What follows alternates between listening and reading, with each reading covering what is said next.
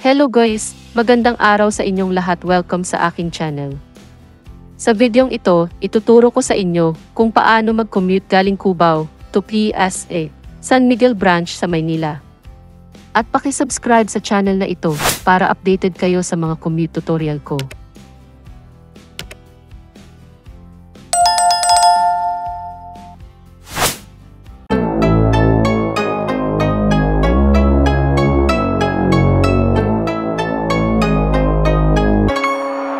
Ngayon, let's proceed sa unang mong sasakyan.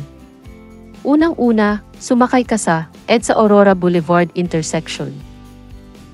Sumakay ka ng jeep na may ruta na parang Cubao or papuntang Ramon Magsaysay Boulevard. Bibiyahe po kayo ng mahigit 30 minutes papuntang Ramon Magsaysay Boulevard.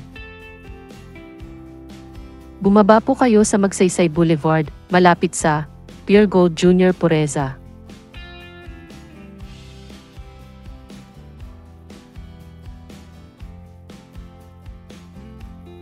Pagkatapos ninyo bumaba, sumakay kayo ulit ng jeep na may rota na Bacod Quiapo, Barbosa via Magsaysay or Quiapo Barbosa, Santo Santa Mesa.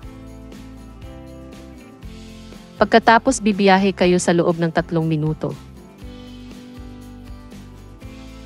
At pagkatapos niyan, bababa kayo sa Jose P. Laurel Street at makikita nyo ang Max Restaurant at sa tapat niyan, matatagpuan ninyo ang PSA sa Minerva Street at pwede na ninyo lakarin.